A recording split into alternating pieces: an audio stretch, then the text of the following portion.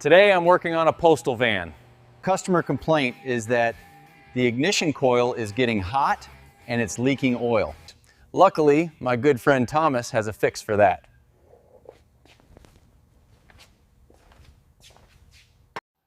This is a waveform of a Vanagon ignition coil current ramp at idle.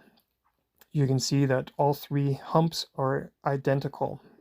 The top flat portion on each one is about 25 milliseconds. On the left-hand side, you can see the angled portion of the current ramp. That's when the ignition coil is first energized. The flat spot on the top is the dwell time. The ECM controls the dwell time, and it's basically the length of time that it allows the coil to get saturated, or the magnetic field build inside the coil. The on time.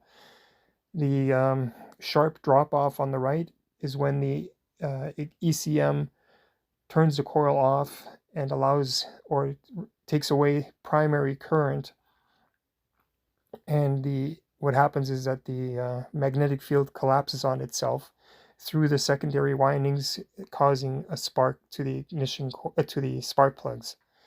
Now, what should happen at idle specifically, these ramps should be much narrower.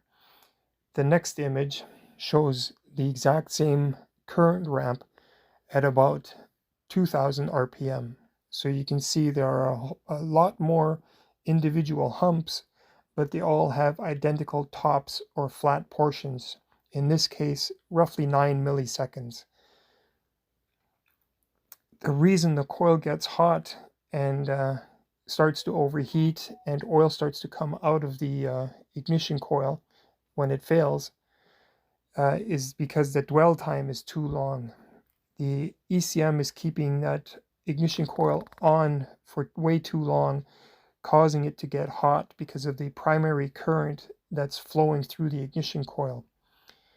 On a good working ECM, the flat spot, the tower at the top, will vary in length depending on engine speed and engine RPM.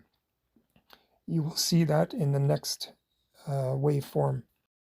This is a known good ignition coil current ramp waveform. I'm manually scrolling through the waveform frame by frame because otherwise the patterns would go by too quickly. You can freeze frame or pause the video at any time and count the amount of milliseconds that each of the current ramps vary. Some of them are only 7 milliseconds, some are more than 9 milliseconds. Again, the engine computer uses ignition timing as well as the idle stabilizer to control idle speed. If you see flat tops on your ignition current ramps, ignition coil current ramps, then that should tell you that there's a problem with the ECM, an internal problem with the ECM.